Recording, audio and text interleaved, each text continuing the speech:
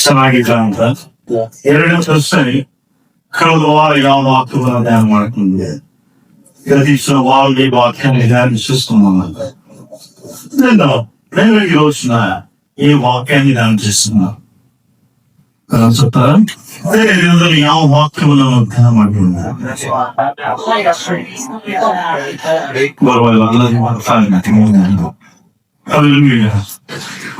ನಮಗೆ ಕೊಡಲ್ಪಟ್ಟಂತ ವಾಕ್ಯ ಬಗ್ಗೆ ನಾವು ಹೋಗುವಾಗ యోహాను సువార్త 4వ అధ్యాయం 6వ వచనాన్ని ఈ రోజు మనకి చదవండి. వాక్య భాగాన్ని చూసినట్లయితే యోహాను సువార్త 4వ అధ్యాయం 10వ వచనాన్ని ఒకసారి చదువుకుందాం. అందుకు యేసు, నీవు దేవుని వరము నాకు దానమిమ్మని నేను అడుగుచున్నవాడెవడో అదియు ఎరిగి ఉంటే నీవు ఆయనను అడుగుదు, ఆయన నీకు జీవజల విచ్చుడని ఆమెతో చెప్పాను. ఆయన ಆತನ ಜೀವ ಜಲವನ್ನು ಕೊಡುವನು ಅಂತ ಈ ಸಂದರ್ಭದ ಕುರಿತಾಗಿ ಅಥವಾ ಆ ಸಾದೃಶ್ಯದ ಕುರಿತಾಗಿ ನಾವು ನೋಡುವಾಗ ಅಲ್ಲಿ ವಾಕ್ಯ ಭಾಗ ಹೇಳುವಂಥದ್ದು, ಅಲ್ಲಿ ఆకే మన్నత విషయ ఆ సందర్భాన్ని గురించి అక్కడ జరుగుతున్నటువంటి సంఘటన గురించి చూసినట్లయితే ఆమె వచ్చినటువంటి స్థితి ఎందుకంటే నీటి కొరకు ఆమె వచ్చింది. ಅಲ್ಲಿ ಆಕೆ ಸಮರ್ಯ ಸ್ತ್ರೀಯು ಬಂದಿರುವಂತದ್ದು ನೀರಿನ ಕುರಿತಾಗಿ ಆಕೆ ಬಂದಿದ್ದಾಳೆ. ನೀರಿನ ದಾಹದ ಮೂಲಕವಾಗಿ ನೀರು ಅಥವಾ ಅವಶ್ಯಕತೆ ಕುರಿತಾಗಿ ಅವರು ಕೂಡ ಯಾರು ಯಹೂದ್ಯರಾದಂತಹ ವ್ಯಕ್ತಿಗಳು ಅಲ್ಲಿಗೆ ಹೋಗದೇ ಇರುವಂತಹ ಸಂದರ್ಭದಲ್ಲಿ ಆಕೆ ಹೋಗಿ ಅಲ್ಲಿ ನೀರನ್ನ ಹಿಡಿಯುವಂತ ಒಂದು ಸಮಯದಲ್ಲಿ ಆಕೆ ಬಂದಿರುವಂತಹ ಪರಿಸ್ಥಿತಿ. ಆ ಸಂದರ್ಭಾన్ని చూసినట్లయితే ఆ సమర్య స్త్రీ యెహూదులు ఎవరు కూడా వెళ్ళలేనటువంటి సమయంలో వెళ్ళి ఆమె తీసుకొని ఒక సందర్భాన్ని అక్కడ చూస్తున్నారు. ಇಲ್ಲಿ ವಾಕ್ಯವನ್ನು ಹೇಳ್ತಾರೆ ನೀರಿನ ಕುರಿತಾಗುವ ವಿಷಯ. ಸಾಮಾನ್ಯವಾಗಿ ಎಲ್ರಿಗೂ ಕೂಡ ನೀರಿನ ಅವಶ್ಯಕತೆ ಬಹಳ ಇರುವಂಥದ್ದು. ದೇಶದ ನಮ್ಮ ಬಾಟಲ್ಗಳಲ್ಲಿ ನಾವು ಕ್ಯಾರಿ ಮಾಡ್ತೇವೆ. ನೀರು ಪ್ರತಿಯೊಬ್ಬ ಮನುಷ್ಯನಿಗೂ ಕೂಡ ಬಹಳ ಪ್ರಾಮುಖ್ಯವಾದಂತಹ ವಿಷಯ. ನೀರಿಲ್ಲದಿರುವ ಒಬ್ಬ ಮನುಷ್ಯ ನೀರನ್ನ ಕುಡಿಯಿದ್ದೀರ 3 ದಿನ ಮಾತ್ರವೇ ಜೀವಿಸಲ್ಪಡುವನು. ಆದರೆ ಆಹಾರವಿಲ್ಲದಿರ ನೀರನ್ನ ಸುಮಾರು 40 ದಿನಗಳ ಕಾಲ ಆ ಮನುಷ್ಯ తీర్చవల్ల. నీరన్న నీటిని లేక నీటిని తాక ఒక మనిషి 3 రోజులు మాత్రమే బతకొచ్చు, కానీ అదే ఆహారం లేక నీటిని తీసుకుంటూ సుమారు దాదాపు 40 రోజుల వరకు ఆయన బతకొచ్చు. ఇక్కడ నీళ్ళు అనేది చాలా ప్రాముఖ్యమైనటువంటి విషయం. ఈ స్త్రీ వచ్చినటువంటిది, ఈ స్త్రీ అడుగుతున్నటువంటిది, యేసు స్వామి చెప్తున్నటువంటి విషయాన్ని చూసినట్లయితే నీటి గురించి మనం చూస్తున్నాను. ನೀರಿನ ಕುರಿತಾದಂತಹ ವಿಷಯವನ್ನ ನಾವು ನೋಡ್ತಾನೆ. ನಾವು ನೋಡುವಾಗ ಇಲ್ಲಿ ಬಹಳ ಪ್ರಾಮುಖ್ಯವಾದಂತಹ ಹಳೆಯ ಒಡಂಬಡಿಕೆಗೆ ನಾವು ಹೋಗುವಾಗ ಅಲ್ಲಿ 2 ಸಂದರ್ಭಗಳ ಕುರಿತಾಗಿ ನಾವು ನೆನಪು ಮಾಡಿಕೊಳ್ಳೋಣ. ಅನೇಕ ವಿಷಯಗಳು ಬರೆಯಲ್ಪಡುತ್ತೆ. ನಾವು 2 ಸಂದರ್ಭಗಳು ಮಾತ್ರ ನೆನಪಿಸುವಾಗ ಮೊದಲನೇದು ಹಾಗರಳ ವಿಷಯದಲ್ಲಿ ನಾವು ನೋಡೋಣ. ಹಾಗರಳ ವಿಷಯವನ್ನು ನಾವು ನೋಡುವಾಗ ಆದಿಕಾಂಡದಲ್ಲಿ 21ನೇ ಅಧ್ಯಾಯದಲ್ಲಿ 9ನೇ ವಚನದಿಂದ 19ನೇ ವಚನದಲ್ಲಿ ನಾವು ನೋಡುವಾಗ ఆదికాండ గ్రంథం హాగరు గురించి మనం చూసినట్లయితే ఆదికాండ గ్రంథం 21వ అధ్యాయం 19వ వచనం నుంచి 19వ వచనం వరకు మనం చూసినట్లయితే ಅಲ್ಲಿ ಹಾಗರು ತಾನು ಹೊಸದಾಗಿ ಹೋಗುವಂತ ಸಂದರ್ಭದಲ್ಲಿ, ಪ್ರಯಾಣದಲ್ಲಿ ತುಂಬಾ ಪಡುವಂತ ಸಂದರ್ಭದಲ್ಲಿ ಅಲ್ಲಿ ಕರ್ತನ ದೂತನು ಆಕೆಯೊಂದಿಗೆ ಮಾತನಾಡಿದರು. ಅಲ್ಲಿ ದೇವರ ದೂತನು ಆಕೆಯೊಂದಿಗೆ ಮಾತನಾಡಿ ಪ್ರಶ್ನೆ ಮಾಡ್ತಾರೆ, ಹಾಗರು ಎಲ್ಲಿ ಹೊರಟಿದ್ದೀಯ? అక్కడ చూసినట్లయితే దేవుడు వాక్యము ఆమె గర్భవతి అయిన తర్వాత తన యజమానురాలి చాలా వేదము చూసినప్పుడు ఆమెకు వ్యసన పడి అక్కడి నుంచి బయలుదేరినటువంటి సందర్భంలో అక్కడ ఒక దేవుని దూత ఆయనతో ఆమెకు మాట్లాడతాడేమండి, ಹಾಗರು ఇక్కడ వెళ్తున్నావు, ಹಾಗರು ಎಲ್ಲಿಗೆ ಹೋಗುತ್ತೀವಿ ಅಂತ. ಎಲ್ಲಿಂದ ಬಂದು ಎಲ್ಲಿಗೆ ಹೋಗುತ್ತೀವಿ ಅಂತ ಪ್ರಶ್ನೆ ಮಾಡುವಾಗ ಸುಮ್ಮನೆ ಇರುವಂತ ಸಂದರ್ಭದಲ್ಲಿ ದೇವರು ಹೇಳ್ತಾರೆ, ಮತ್ತೆ ನೀನು ಹೋಗಿ ಮಾಡು, ನಿನ್ನ ಯಜಮಾನಿಗೆ ಸರಿಯಾದಂತ ರೀತಿಯಲ್ಲಿ ನಡೆದುಕೋ, ನಾನು ನಿನ್ನ ಈ ವಿಷಯಗಳ ಮೂಲಕವಾಗಿ ನಿನ್ನನ್ನ ಅಂದ್ರೆ ನಿನ್ನ ಸಂತತಿಯನ್ನ ನಾನು ಆಶೀರ್ವಾದ ಮಾಡ್ತೀನಿ ಅಂತ ಹೇಳಿ ದೇವರು ಒಂದು ವಾಗ್ದಾನವನ್ನು ಮಾಡ್ತಾರೆ. అక్కడ వాక్యం వచ్చినటువంటి ఏమంటే చూసిన తర్వాత హాగరు దగ్గర దేవుని దూత మాట్లాడి, నువ్వు తిరిగి వెళ్ళి నీ యజమానురాలికి సరైన రీతిలో నడుచుకో, నేను నీ సంతతికి నీకు ఇలా అన్ని విషయాలు వాగ్దానాలతో ఆశీర్వాదాన్ని చేస్తామని వాగ్దానం పంపించే సందర్భం. అక్కడ ಅಲ್ಲಿ ಹಾಗರಳು ಒಂದು ಬಾವಿಗೆ ಒಂದು ಹೆಸರನ್ನು ಹೇಳ್ತಾರೆ. ಹಾಗರಳು ಒಂದು ಬಾವಿಗೆ, ಹಾಗರಳು ఒక బావికి అక్కడ ఏమో పేరు ఒక పేరు పెడుతుంది, ఒక ಹೆಸರನ್ನು ಹೇಳ್ತಾರೆ. ಆ ಹೆಸರು ಲೆಹರೋಯಿ ಅಂತ. ಇಂಗ್ಲಿಷ್ ಬೈಬಲ್ ಹೇಳುತ್ತೆ ಲೆಹರೋಯಿ ಅಂತ ಕರೀತಾರೆ, ಕನ್ನಡದಲ್ಲಿ ಲೆಹರೋಯಿ ಅಂತ. ಅಂದ್ರೆ ಅದು ಅರ್ಥ ಜೀವ ಸ್ವರೂಪನಾದ ದೇವರು ನನ್ನನ್ನು ನೋಡಿದ್ದಾನೆ, ಜೀವ ಸ್ವರೂಪನಾದ ದೇವರು ನನ್ನನ್ನು ಈ ತರ ನೋಡಿದ್ದಾನೆ. ಅಂದ್ರೆ ದೇವರು ಎಂದಿಗೂ ಕೂಡ ಕೈ ಬಿಡುವನಲ್ಲ ಅನ್ನುವಂಥದ್ದನ್ನ ಸಾದೃಶ್ಯವನ್ನ ದೇವರಲ್ಲಿ మాట్లాడి ಹೇಳ್ತಾನೆ. అక్కడ చూసినట్లయితే లెహరోయి అంటే అక్కడ దేవుని వాక్యం శ్రమిస్తుంది, జీవ స్వరూపం కలిగినటువంటి దేవుడు నన్ను చూసినాడు. ఆ మాటల ప్రకారವಾಗಿ దేవుడు ಆಕೆಯನ್ನು ಆಶೀರ್ವದಿಸ್ತಾರೆ. ಅಂದ್ರೆ ಅಲ್ಲಿ ಕೂಡ ನೀರಿನ ಪ್ರಾಧಾನ್ಯತೆ ಕುರಿತಾಗಿ, ನೀರಿನ ಪ್ರಾಮುಖ್ಯತೆಯ ಕುರಿತಾಗಿ ದೇವರು ಮಾತನಾಡುವಂತ ಮಾಡಿದ್ದಾರೆ. ಇನ್ನೊಂದು ಸಂದರ್ಭವನ್ನು ನೋಡುವಾಗ ನ್ಯಾಯಸ್ಥಾಪಕರ ಗ್ರಂಥದಲ್ಲಿ 15ನೇ ಅಧ್ಯಾಯ 14ನೇ ವಚನದಿಂದ 24 ವಚನವನ್ನು ನೋಡುವಾಗ ಅಲ್ಲಿ ಒಂದು సందర్భವನ್ನು ನೋಡ್ತೀವಿ. న్యాయస్థాపక గ్రంథంలో ఇంకొక వచనాన్ని చూసినట్టయితే 15వ అధ్యాయం 14వ వచనం నుంచి 20వ వచనం వరకు చూసినట్టయితే ఫిలిష్తీయులు యుద్ధానికి వచ్చేటువంటి సందర్భంలో సంసోను వాళ్ళందరినీ ఎదుర్కొనే సందర్భంలో ఆయన అక్కడ చేసేటువంటి యుద్ధ పోరాటం విషయంలో అక్కడ వాక్యం సెలవిస్తుంది. ಯುದ್ಧದ ಹೋರಾಟದ ಸಮಯದಲ್ಲಿ ಒಂದು ಕತ್ತಿನ ಧವಣೆಯನ್ನು ಇಟ್ಕೊಂಡು ಯುದ್ಧ ಮಾಡುವಂತ ಸಂದರ್ಭದಲ್ಲಿ, ಯುದ್ಧ ಮಾಡಿ ಮಾಡಿ ಮಾಡಿ ಸುಸ್ತಾಡುವಂತಹ ಸಂದರ್ಭದಲ್ಲಿ, ಬಳಿ ಹೋಗುವ ಸಮಯದಲ್ಲಿ ಆತನು ನೀರಿನ ಅವಶ್ಯಕತೆಯಿಂದ ದೇವರಿಗೆ ಮೊರೆಯಿಡುವಾಗ యుద్ధము చేసి చేసి అలసిపోయేటువంటి సందర్భంలో అక్కడ దేవునికి మొరపెట్టగా అక్కడ ఒక మాట వస్తుంది, ఆయనకి నీకు దొరికిన ఒక వచనాన్ని మనం చదువుకుందాం. 15వ అధ్యాయం నీళ్లు బయలుదేరిలో అతడు త్రాగిన తర్వాత ప్రాణము తెప్పరిల్లి బ్రతికెళ్ళు. కాబట్టి దాని పేరు నేటి వరకు ఎన్నాకోలు అనబడదు. అది నెయ్యిలో ఉన్నది. ನೋಡಿ ವಾಕ್ಯವಾಗಿ ಹೇಳ್ತಾರೆ, ಅಲ್ಲಿ ಒಂದು ಒರಳು ಬಂಟೆಯಲ್ಲಿ ಸೀಳಲ್ಪಟ್ಟಂತ ನೀರನ್ನು ಕುಡಿದು ಅವರು ಬಲವನ್ನು ತಂದುಕೊಂಡು ಮುಂದಿನ ಯುದ್ಧವನ್ನು ಹೋರಾಟ ಮಾಡುವಂತ ಸಮಯದಲ್ಲಿ ಅಲ್ಲಿ ವಾಕ್ಯ ಬಗ್ಗೆ ಹೇಳುತ್ತೆ ಅಂತಂದ್ರೆ ಅಲ್ಲಿ ಏನು ಹೊಕ್ಕುವರೆ ಅಂತ ಒಂದು ಹೆಸರನ್ನ ನಾವು ನೋಡ್ಕೊಂತಾಯ್ತು. ಏನಪ್ಪ ಈ ವಾಕ್ಯಗಳು ಬಹಳ ವ್ಯತ್ಯಾಸವಿರಲ್ಲ, ಎಲ್ಲಿಂದ ಇಲ್ಲಿ ತಗೊಂಡ್ಬರ್ತಾ ಇದ್ರ ಅಂತ ನೋಡಿ. ಏನು ಹೊಕ್ಕುವರೆ ಅಂತ ಹೇಳಿದ್ರೆ ಮೊರೆ ಇಡುವವನ ಮುಖ್ಯ ಅಂತ, ಮೊರ ಪೆಟ್ಟುವಾಗಿ ಉಗ್ರ. ಅಲ್ಲಿ ವಾಕ್ಯ ಹೇಳುವ ಪ್ರಕಾರ ಮೊರೆ ಇಡುವವನ ಮುಖ್ಯ.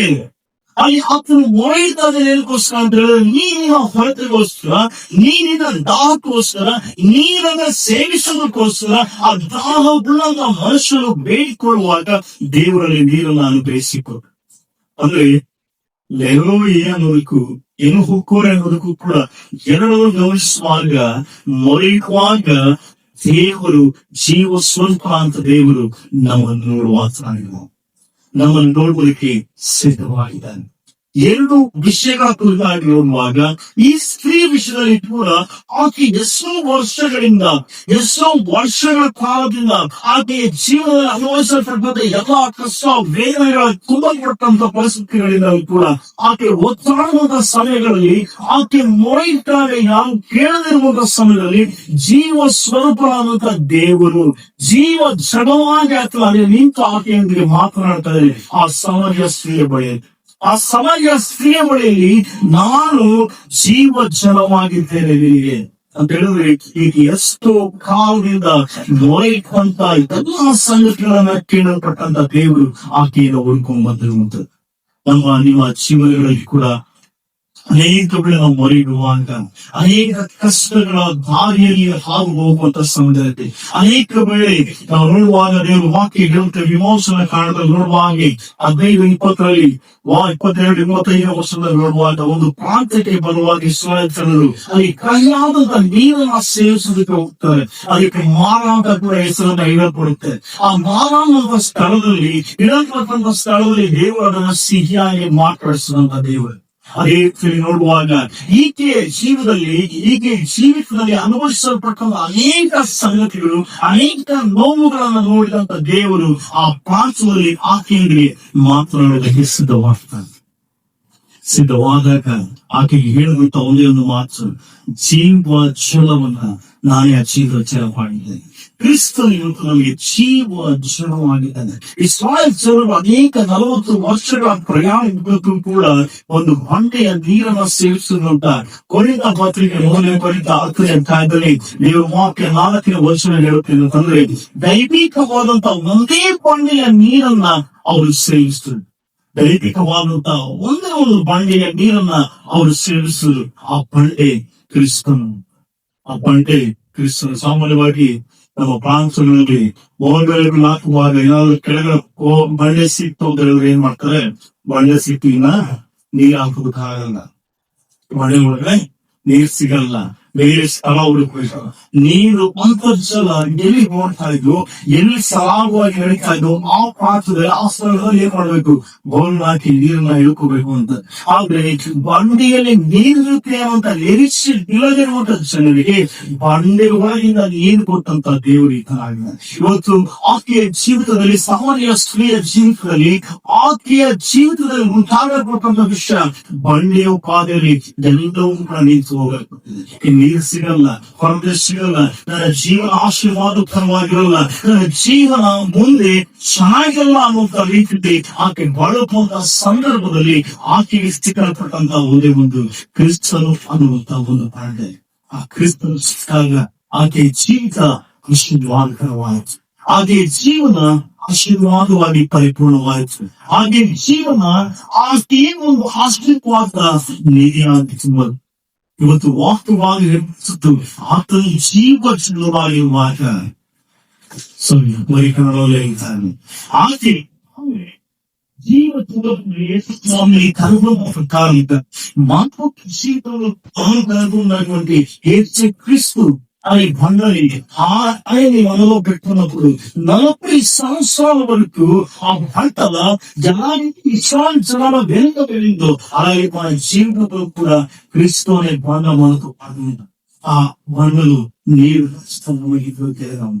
ನಮ್ಮ ಜೊತೆ ಕ್ರಿಸ್ತನ ಎನ್ನುವಂತ ಬಂಡೆ ಇಟ್ಕೊಳ್ಳುವಾಗ 40 ವರ್ಷಗಳ ಪ್ರಯಾಣದ ಬಗ್ಗೆ ಯಾವ ರೀತಿ ಆ ಇಸ್ರಾಯೇಲಿಗೆ ನೀರನ್ನ ಕೊರತೆಯಿಂದ ನಡೆಸಲ್ಪಟ್ಟು ಆ ಕೊರತೆಯಿಂದ ನೀಡುವುದಕ್ಕೆ ಕ್ರಿಸ್ತನಿಗೆ ಇವತ್ತು ನನ್ನಲ್ಲಿ ಶಕ್ತನಾಗಿ, ನಮ್ಮಲ್ಲಿ ನಿಮ್ಮಲ್ಲಿ ಶಕ್ತನಾಗಿರುವುದು ಮಾತ್ರ ಅಲ್ಲ, ಅದನ್ನ ಪರಿಪೂರ್ಣತೆ ಹೊಂದಲ್ಪಡುವಾಗ ಅದರ ಮೂಲಕವಾಗಿ ಅನೇಕ ಜನರಿಗೆ ಜೀವಜಲವನ್ನ ಕೊಡುವಂತ ವ್ಯಕ್ತಿಗಳು ನಾವಾಗ್ತೀವಿ.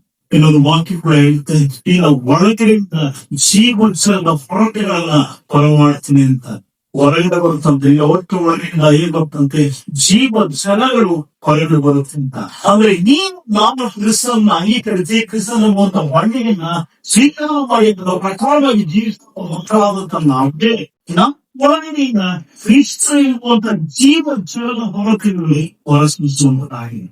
ಈಗ ನನ್ನಲ್ಲಿ ಕೂಡ ದೇವರು ಆ ಜೀವ ಜಲದ ಹೊರತೆಗಳನ್ನ ಹೊರಗಡೆ ತರುವಂತ.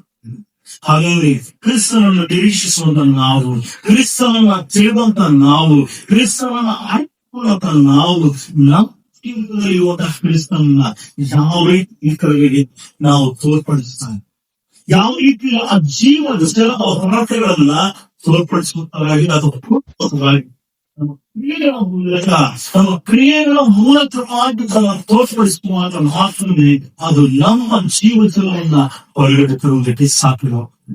ಅದರಿಂದ ಪ್ರಿಯ ಕ್ರಿಸ್ತಿಯ ದೇವರ ಮಕ್ಕಳೇ, ನಮ್ಮ ಜೀವನದಲ್ಲಿ ಇರುವಂತಹ ಕ್ರಿಸ್ತನ ಮತ್ತು ಬಂಡೆಯಿಂದ ನಾವು ಸುಮ್ಮನೆ ಇಟ್ಟುಕೊಳ್ಳೋದಿಲ್ಲ, ಅದನ್ನ ಉಪಯೋಗಿಸುವ ವ್ಯಕ್ತಿಯಾಗಿ ಅದನ್ನು ಅದೇ ಯೋಹಾನನ ಸುವಾರ್ತೆ 4ನೇ ಅಧ್ಯಾಯ ಆತನು ಮುಂದಕ್ಕೆ ನೋಡುವಾಗ ಅವನಿಗೆ ಮುಂದಿನ ವಸ್ತುವಾಗಿ ಕ್ರಿಸ್ತನ ಕೈಕೊಳ್ಳಿ ಮಕ್ಕಳೇ, ಆ ಪ್ರಾರ್ಥನ ಒಳಗಡೆ ಹೋಗಿ ಅನೇಕರಿಗೆ ಕ್ರಿಸ್ತನ ವಿಷಯದಲ್ಲಿ ಮೆಸ್ಸಿಯನನ್ನು ನಾನು ಕಂಡುಕೊಂಡೆ ಅನ್ನುವಂಥ ವಿಷಯದಲ್ಲಿ ಹಾಗೆ ಸಹಾಯ ಕೊಟ್ಟು ಅನೇಕ ಜನರ ಮನೆಗೆ ಕರೆದರುವುದನ್ನ ನಾವು ವಾಕ್ಯದಲ್ಲಿ ನೋಡ್ತೀವಿ.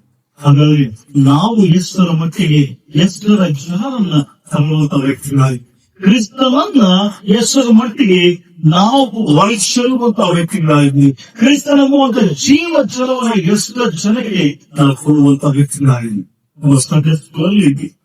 ಒಂದು ಚಿಕ್ಕ ಅಭ್ಯಾಸನ ಆಕ್ಟಿವಿಟಿ ಮಾಡ್ಕೊಡ್ತಾನೆ. ಚಿಕ್ಕ ವಯಸ್ಸಲ್ಲಿ ಸಂಡೇ ಸ್ಕೂಲ್ಗಳಲ್ಲಿ ನೀವು ಕೂಡ ಮಾಡಿರಬಹುದು. ಏನಂತಂದ್ರೆ ಒಬ್ಬ ಹುಡುಗ, ಚಿಕ್ಕ ಹುಡುಗ ನಿಂತಿರ್ತಾನೆ. ಆ ಹುಡುಗ ಒಂದು ಸನ್ನೆ ಮಾಡ್ತಾರೆ, ಒಂದು ಆಕ್ಷನ್ ಈ ರೀತಿಯಲ್ಲಿ ಆಕ್ಷನ್ ಮಾಡ್ತಾರೆ. ಆಕ್ಷನ್ ಮಾಡ್ತಾ ಇರುವಂತ ಸಮಯದಲ್ಲಿ ಪಕ್ಕದಲ್ಲಿ ಇರುವಂತ ಇನ್ನೊಬ್ಬ ವ್ಯಕ್ತಿ ಹುಡುಗ ಹುಡುಕಿರ್ತಾನೆ. ಏನ್ ಮಾಡ್ತಾರೆ ಅಂದಾಗ ಆ ಹುಡುಗ ಹೇಳಿದಂತೆ, ನನಗೆ ಕ್ರಿಸ್ತನ ಪ್ರೀತಿ ಸಿಗಲ್ಪಟ್ಟಿದೆ, ನನಗೆ ಸಿಕ್ಕಿದೆ, ಕ್ರಿಸ್ತನ ಪ್ರೀತಿ ದೊರಕಿದೆ ನನಗ. ಅವ್ನು ಕೇಳ್ತಾನೆ, ನನಗೂ ಕೂಡ ಸ್ವಲ್ಪ ಕೊಡ್ತೀಯ, ನನಗೂ ಸ್ವಲ್ಪ ಕೊಡ್ತೀಯ ಅಂತ ಹೇಳುವಾಗ ಆ ವ್ಯಕ್ತಿ ಹುಡುಗ ಏನ್ ಮಾಡ್ತಾನೆ, ಸರಿ ತಗೋಂತ ಸ್ವಲ್ಪವನ್ನ ಕೊಟ್ಟಾಗ ಆತನು ಕೂಡ ಕ್ರಿಸ್ತನ ಪ್ರೀತಿಯನ್ನು ಅನುಭವಿಸ್ತಾನೆ. ಹಾಗೆ ಈ ಯುಗದಲ್ಲಿ ಕ್ರಿಸ್ತನ ಪ್ರೀತಿ ಹಂಚಿದ ನಂತರ ಇವನಿಗೆ ಇನ್ನೂ ಹೆಚ್ಚಾಗೋದಕ್ಕೆ ಪ್ರಾರಂಭ. ಮತ್ತೊಬ್ಬ ಹುಡುಗ ಬರ್ತಾನೆ.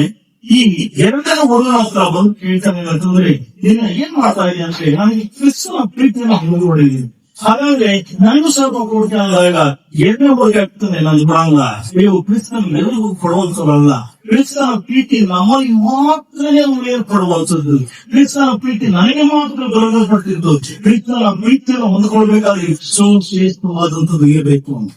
ಆಗ ಪಕ್ಕದಲ್ಲಿ ಇರುವಂತ ಮೊದಲನೇ ಹುಡುಗ ಹತ್ರ ಹೋಗಿ ಕೇಳ್ತಾನೆ, ನನಗೆ ಕೊಡ್ತೇನೆ ಕ್ರಿಸ್ತನ ಪ್ರೀತಿಯನ್ನ. ಆಗ ಹುಡುಗ ಮತ್ತೆ ಸುಲಿಕ್ಕೆ ಪ್ರಾರಂಭ ಮಾಡ್ತಾನೆ. ಸರಿ, ಇನ್ನೊಬ್ಬ ಹುಡುಗ ಬರ್ತಾನೆ, ಅವನು ಕೇಳ್ತಾನೆ. ಈ ಮೊದಲನೇ ಹುಡುಗ ಅನ್ಸೋದಕ್ಕೆ ಪ್ರಾರಂಭ ಮಾಡ್ತಾನೆ, ಈ ಎರಡು ಹುಡುಗ ಅನ್ಸೋದನ್ನ ನಿಲ್ಲಿಸ್ಬಿಡ್ತಾನೆ. ಕೊನೆಗೆ ಈ ಎರಡರ ಹುಡುಗನ ಕೈ ನೋಡ್ತಾ ಕ್ರಿಸ್ತನ ಪ್ರೀತಿ ಪೂರ್ತಿ ಕಳೆದು ಹೋಗುತ್ತೆ. ಈ ಮೊದಲನೇ ಹುಡುಗನ ಹತ್ರ ಹೆಚ್ಚಾಗೋದಕ್ಕೆ ಪ್ರಾರಂಭ ಮಾಡ. ನಮ್ಮ ಜೀವನದಲ್ಲಿ ಕ್ರಿಸ್ತನ ಹೊಂದಿಕೊಂಡಂತ ನಾವುಗಳು ನಮ್ಮ ಕ್ರಿಸ್ತನ ಜೀವದ ಹೊರತೆಗಳನ್ನ ಯಾವ ರೀತಿ ಅನ್ಸಲ್ಪಡ್ತೀವೋ ಅಷ್ಟು ನಮ್ಮಲ್ಲಿ ಇನ್ನೂ ಹೆಚ್ಚಾಗದೆ ಹೊರತು ಕಡಿಮೆ ಇವತ್ತು ಕೂಡ ಆಗುದಿಲ್ಲ. ಅದರಿಂದ ಕ್ರಿಸ್ತಿಯ ದೇವರ ಮಕ್ಕಳೇ, ನಿಮ್ಮಲ್ಲಿರುವಂತ ಕ್ರಿಸ್ತನ ಜೀವದ ಹೊರತೆಯನ್ನ ಅನ್ನೊಬ್ಬರಿಗೆ ಮತ್ತೊಬ್ಬರಿಗೆ ಹಂಚುತ್ತಾ, ಅದ್ರ ಮೂಲಕವಾಗಿ ಕ್ರಿಸ್ತನ ಪ್ರೀತಿಯನ್ನು ಹಂಚುತ್ತಾ ನಮ್ಮ ಕ್ರಿಸ್ತನ ಜೀವದ ಹೊರತೆಗಳನ್ನ ನಾವು ಹೆಚ್ಚಿಸಿಕೊಳ್ಳುವಂತ ಮಕ್ಕಳಾಗಿ ನಾವು ಜೀವಿಸುವಂತೆ ದೇವರ ವಾಕ್ಯವನ್ನು ಆಶೀರ್ವಾದ ಮಾಡಿ ನಾವು ಪ್ರಾರ್ಥನೆ. ಸೃಷ್ಟಿಕರ್ತನ ಅಂತಂದ್ರೆ ಸ್ವಾಮಿ ವಾಕ್ಯದನ್ನ ಧ್ಯಾನಿಸುವಂತ ಕೃಪೆಯನ್ನು ನಡೆಸುತ್ತ ಇದರ ವಾಕ್ಯ ಹೇಳುವ ಹಾಗೆ ಜೀವ ಕ್ಷಣವಾಗಿರುವ ತಂದೆ ಸಮಯ ಸ್ತ್ರೀಯ ಜೀವಿತದಲ್ಲಿ ಇವರು ಕಂಡುಕೊಂಡು ಇವರು ಅರಿತುಕೊಂಡು ಅರಿತಂತದನ್ನ ಅನೇಕ ಜನರಿಗೆ ಆಕೆ ಹಂಚಿ ಅದರ ಮೂಲಕವಾಗಿ ಆಕೆ ಇನ್ನೂ ಮತ್ತಷ್ಟು ಜೀವ ಕ್ಷಣದ ಹೊರತೆಗಳನ್ನ ಹೊಂದಿಕೊಂಡ ಪ್ರಕಾರ ನಮ್ಮ ಜೀವಿತಗಳಲ್ಲಿ ನಮ್ಮ ಪ್ರತಿಯೊಬ್ಬರ ಜೀವಿತಗಳಲ್ಲಿ ಆ ಕ್ರಿಸ್ತನ ಜೀವ ಕ್ಷಣದ ಹೊರತೆಗಳು ತುಂಬಲ್ಪಡಲಿದ್ದಾರೆ. ಎಲ್ಲರಿಗೂ ಆ ಹೊರತೆಗಳನ್ನು ಪಡೆದುಕೊಂಡಂತ ನಾವುಗಳು ಹೊರತೆಗಳನ್ನ ಸಲ್ಲಿತಾದರೆ ನಾವು ಇನ್ನೂ ಹೆಚ್ಚಾಗಿ ಹೊಂದಿಕೊಂಡು ಜೀವಿಸುವಂತಹ ಕೃಪೆಗೆ, ನಾವು ನಮ್ಮ ಕುರಿತುಗಳು ಅನುಭವಿಸುವಂತಹ ಕೃಪೆಗೆ ನಮ್ಮ ನಡೆಸುತ್ತಾರೆ. ನಿಮ್ಮ ಕೃಪಾಸ ಮುಗಿಸುತ್ತಾ ಈ ಅವಕಾಶವನ್ನು ಕೊಟ್ಟಂತ ಎಲ್ಲಾ ತಂಡದವರಿಗೂ ಅವ್ರ ಕಥೆ ನಮ್ಮ ತಂಡದವರಿಗೂ ಕೃತಜ್ಞತಾ ಸ್ತೋತ್ರಗಳನ್ನು ಸಮರ್ಪಿಸುತ್ತಾ ಈಗ ಎಲ್ಲ ಭಾಗದ ನಡೆಸಬೇಕಾಗಿ ಸ್ತೋತ್ರವನ್ನು ಸಲ್ಲಿಸುತ್ತಾ ನಮ್ಮ ರಕ್ಷಕನು ಒಡೆಯದು ಆದಂತ ನಜರೇತಿನ ಯೇಸುವಿನ ಪ್ರಾರ್ಥಿಸಿ.